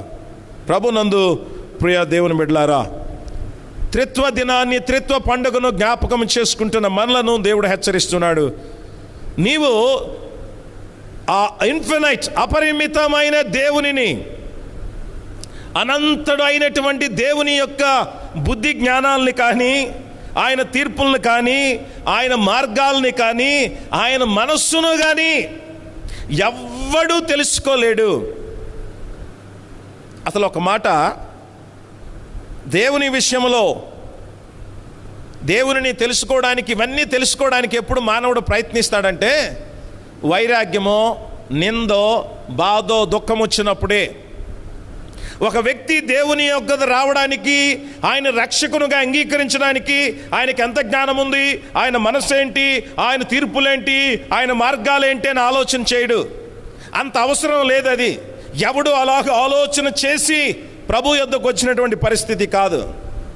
అలాగే ఒక క్రైస్తవుడైన వాడు లేక ఒక అన్యజనుడుగా ఉండి వారి దేవతల మీద వైరాగ్యము కలిగిన వాడు, వాడు దేవతల మీద వైరాగ్యము కలిగిన వాడు, లేక వాడు చేసిన భక్తికి ఫలితము రాకపోగా నిందలు నిష్ఠూరాలు వచ్చినప్పుడు then he will think about God. దేవుడు ఏమై ఉన్నాడు, దేవుడు ఎవరు? అనేకులు ఇది నాన్న భారతదేశంలో లేక ఆంధ్రదేశంలో అనేక మంది అన్యజనులైనటువంటి వారు మహాభక్తులయ్యారు. సాధు సుందర్ సింగ్ అంటావా, లేకపోతే భక్త్ సింగ్ గారు అంటావా, లేకపోతే ఆచార్య ఆర్ఆర్కే మూర్తి అంటావు, ఇలాగ మనం చెప్పుకొని పోతే చాలామంది వాళ్ళు ఒకప్పుడు అన్య దేవతలను ఆరాధించేవాళ్ళు. వారు దేవుని యొక్క మార్గాన్ని శోధించడానికి ప్రయత్నం చేశారు, దేవుని తీర్పులను శోధించడానికి ప్రయత్నం చేశారు. అనగా వాళ్ళకున్నటువంటి, వాళ్ళు అనుసరిస్తున్న మార్గాలు, వారి దేవుళ్ళ తీర్పులు, వారిని గూర్చి వాళ్ళు ఆలోచన చేసినప్పుడు దట్ ఈస్ నాట్ కరెక్ట్ అని తెలిసింది. ఇదిగో నిజ దేవుణ్ణి తెలుసుకున్నారు. ఇది నాన్న యోబు కూడా తన జీవితకాలంలో దేవుణ్ణి ఎప్పుడూ ప్రశ్నించలేదు. కానీ ఎప్పుడైతే నిందింపబడుతున్నాడో, ఎప్పుడైతే విచారములో ఉన్నాడో దెన్ దేవుని బుద్ధికి మించిన సంగతులు మాట్లాడేశాడు. సొలొమోను కూడా షిబాదేశపురాన్ని వెళ్ళిపోయిన తర్వాత వైరాగ్యములోకి వెళ్ళిపోయాడట. ఆమెను కోల్పోయిన, ఆమె వెళ్ళిపోయిన తర్వాత ఆ రీప్లేస్మెంట్ కొరకు ఎంతో ప్రయత్నించాడంట. ఆ వైరాగ్యములో ప్రసంగి గ్రంథం రాశాడంట, వ్యర్థము వ్యర్థము వ్యర్థమని. నిజమే ప్రియులారా. అయితే ఏ సమయంలో, ఏ సందర్భంలోనైనా దేవుడు నీకు అవసరమైనంత వరకు ఆయన మార్గాలన్నీ నీకు తెలియకుండా ఉంచడు, ఆయన మనసు నీకు బయలుపరచకుండా ఉండడు, ఆయన మార్గాలు నీకు బోధించకుండా ఉండడు, ఆయన బుద్ధి జ్ఞానములు నీకు తెలియకుండా ఉండడు. నీకు ఎప్పుడు ఏ సందర్భంలో ఎంతగా అవసరం అవ్వాలో అంతగా ఆయన నీకు తెలియపరుస్తాడు. కానీ you cannot know everything about God. దేవుని జ్ఞానమంతా, మార్గమంతా నీవు తెలుసుకోలేవు. ఇది నాన్న ఈ త్రిత్వాన్ని గురించి ఆలోచన చేస్తున్న నీవు కూడా you must satisfy at certain point. నువ్వు గ్రహించగలవు, కానీ ఆ సత్యాన్ని గ్రహించి నువ్వు అర్థం చేసుకోగలవు. కానీ గ్రహించడం, ప్రభు చెప్పినట్టు చూచి నమ్మిన వారికంట చూడక నమ్మిన వారు ధన్యులని. త్రిత్వమై ఉన్న దేవుని యందు విశ్వాసం ఉంచి కొనసాగుతున్న మనము రాబో కాలములో ఆ దేవుని యొక్క మార్గాలు, మనసులు, ఆయన యొక్క తీర్పులను, ఆయన బుద్ధి జ్ఞానములను తెలుసుకుంటూ ప్రభువుని మహింపరచడానికి ప్రయత్నం చేద్దాం. ఆత్మదేవుడు తగిన సహాయం మనకు దయచేయనుగాక. ఆమేన్. ప్రార్థన చేసుకుందాం. జీవాధిపతి, ప్రేమ పూర్ణ పరిశుద్ధుడా, మీకు వందనాలు, స్తోత్రాలు. మరి యొక్క ఆరాధన దినాన్ని మాకు ఇచ్చావు, వాక్య సమయాన్ని ఇచ్చావు. ఎంతమంది నాయన ఈ లైవ్ ద్వారా వాక్యం విన్నారో ఇక్కడ వింటున్న బిడ్డల కొరకు నీకు స్తోత్రాలు. త్రిత్వ పండుగని మేము ఆచరిస్తున్నాం నైనా, అవసరతను బట్టి విశ్వాసము సన్నగిల్లకూడదని, ఎదిగోనైనా విమత బోధలు వచ్చి, ఎదిగోనైనా త్రిత్వాన్ని గురించి తప్పుగా బోధిస్తున్న దినాలలో, ఎదిగోనైనా త్రిత్వాన్ని కొంతవరకైనా మేము గ్రహించి ఉండాలని దీన్ని ఏర్పరిచి, ఇదిగో నేటికి కూడా మా బుద్ధి మా జ్ఞానముతో నీ బుద్ధి జ్ఞానములను కానీ, నీ తీర్పులను కానీ, నీ మార్గాలను కానీ, నీ మనస్సును కానీ పూర్తిగా మేము ఎరగలేమని, అలాగని చెప్పి మమ్మల్ని గుడ్డివారిని చేసి నువ్వు వాడిస్తే దేవుడు కాదని, అవసరమైన మేరకు అవసరమైన సమయంలో అవసరమైన రీతిలో నీవు వాటిని మాకు బయలుపరిచే దేవుడై ఉన్నాడని తెలియపరిచినందుకు స్తోత్రాలు తండ్రి. మా రక్షణ కొరకు నీవు బయలుపరిచే సత్యాలను ఎరిగి, నీ మార్గాలను మేము వెతుకుతూ, నీ తీర్పులను గురించి మమ్మల్ని మేము తెలుసుకుంటూ, భయముతో వణకుతో మా సొంత రక్షణను కొనసాగించుకోవడానికి కృప దయచేయమని, విత్తబడిన వాక్యాన్ని ఫలింప చేయమని యేసునామములో అడుగుచున్నాము తండ్రి. సమస్త జ్ఞానమునకు మించిన దేవుని సమాధానము క్రీస్తు యేసు వలన మన హృదయములకు తలంపులకు భద్రముగా కావలుండి కాపాడునుగాక. ఆమేన్.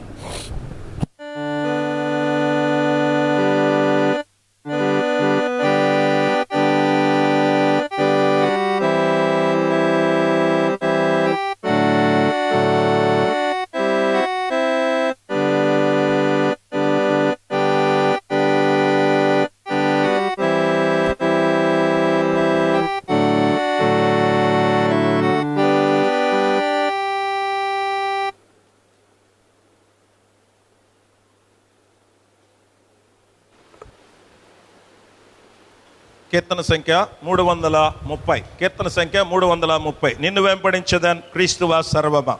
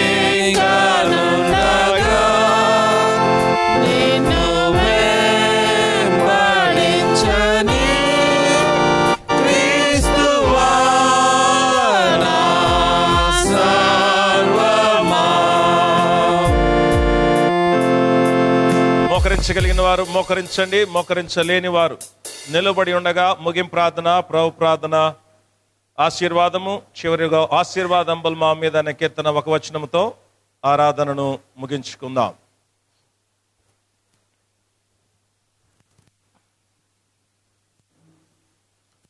శ్రేష్టమైన ప్రతి ఈవికి, సంపూర్ణమైన ప్రతి కారణభూతుడా, మమ్మల్ని అతి మిక్కిలుగా ప్రేమించి పరిపాలిస్తున్న మా దేవా ప్రభువా, మీ ఘనమైన నామానికి వందనాలు, స్తోత్రాలు తండ్రి, కుమార పరిశుద్ధాత్ములుగా మాకు దేవుడై మమ్మల్ని రక్షిస్తూ మా రక్షణను కొనసాగించడానికి కృపణిస్తూ మమ్మల్ని కొనిపోవడానికి మాకు స్థలము సిద్ధపరిచి మా కోసం ఎదురు చూస్తున్న మీ ఘనమైన, శ్రేష్టమైన, ఉన్నతమైన నామానికి స్తుతి స్తోత్రం గాక. తండ్రి, స్తోత్రాలు, వందనాలు చెల్లిస్తున్నాము నాయనా. నీవు నరుని కలుగు చేసిన విధము చూడగా నాకు భయము, ఆశ్చర్యం కలుగుతుంది. మా శరీర విధానమే మాకు అంతు చిక్కడము లేదు, మాకు అగమ్యముగా ఉంది. అలాంటిది ప్రభువా, నిన్ను గూర్చి, నీ జ్ఞానాన్ని గూర్చి, నీ మార్గాన్ని గూర్చి, నీ మనసును గూర్చి, నీ తీర్పులు గూర్చి ఎంత మేము తెలుసుకోగలము ప్రభువా. నీ కృపను బట్టి మాకు అవసరమైనంత వరకు నీవేమై ఉన్నావో బయలుపరుస్తూ మేము నీ యొద్ద నుండి ఏమి పొందాలో, దేని కొరకు మేము సృజించబడ్డామో తెలియపరిచినందుకు స్తోత్రాలు.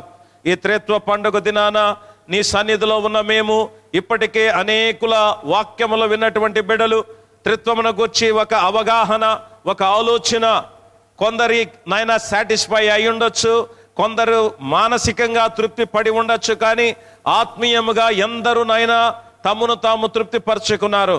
ఇది అసాధ్యమైనటువంటి పరిస్థితి తండ్రి.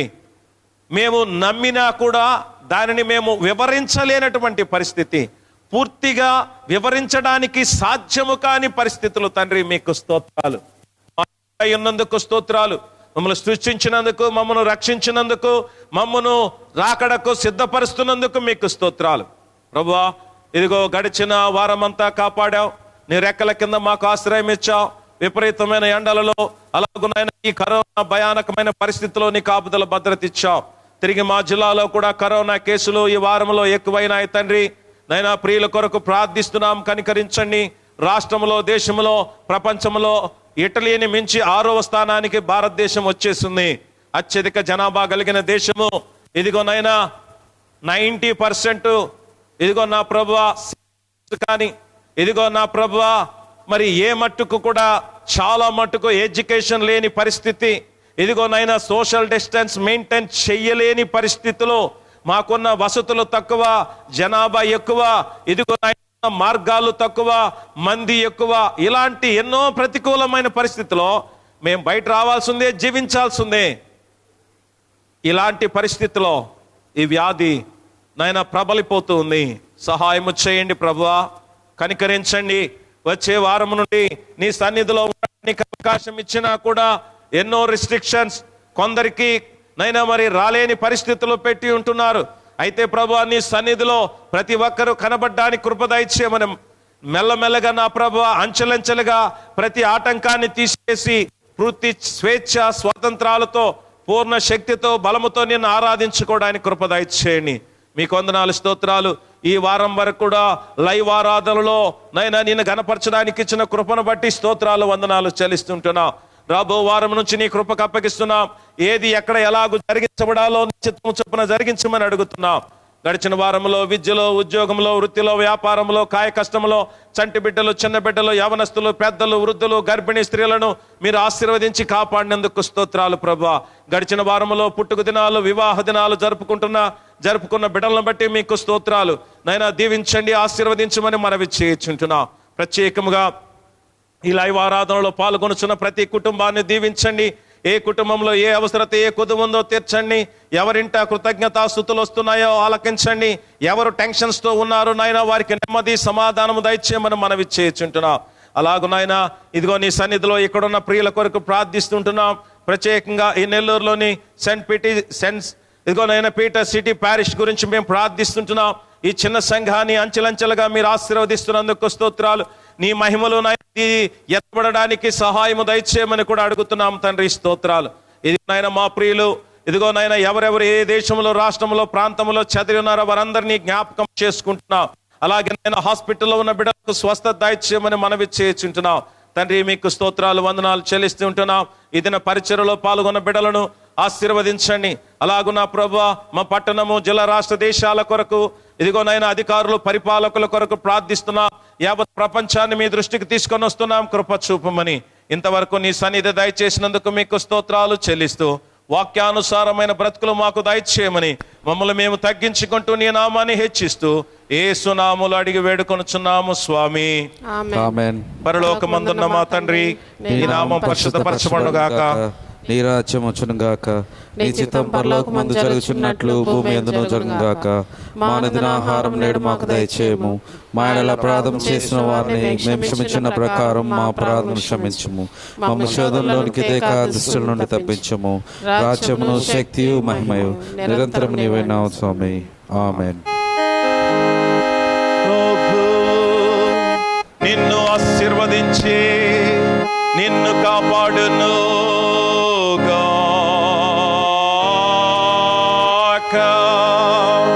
ప్రభువు నీకు తన ముఖమును ప్రకాశింపచేసి నిన్ను కరుణించును గాక.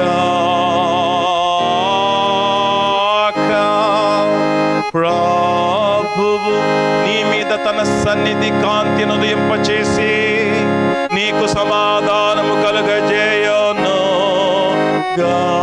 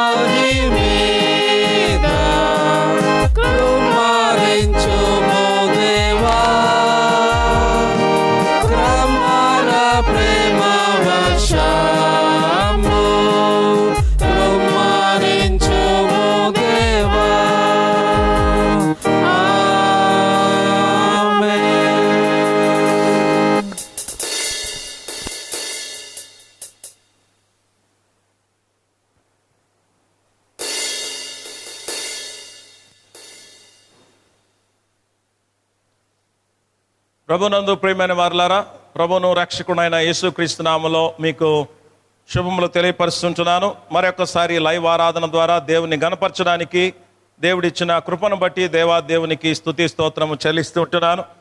అలాగూ ఇప్పటి వరకు లైవ్ ఆరాధనలో ఈ కరోనా సీజన్లో అంతా కూడా దేవుడు మనల్ని నడిపించాడు. మరి రాబో వారం నుంచి తిరిగి మన మందిరాలలో చేరి మనము ప్రభుని ఆరాధించబోతున్నాం.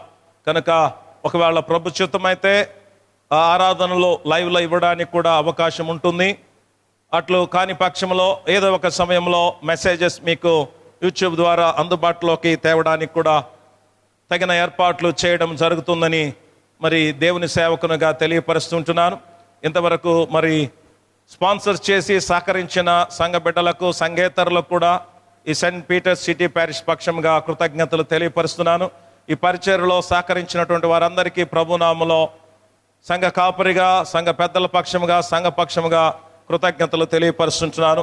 దేవుడు మనలందరినీ నిండారులుగా దీవించాలని, ప్రభు రాకడ కొరకు మనల్ని మనం సిద్ధపరచుకుంటూ ముందుకెళ్ళడానికి ప్రయత్నించాలని ప్రభు నాన్న మీకు తెలియపరుస్తున్నాను.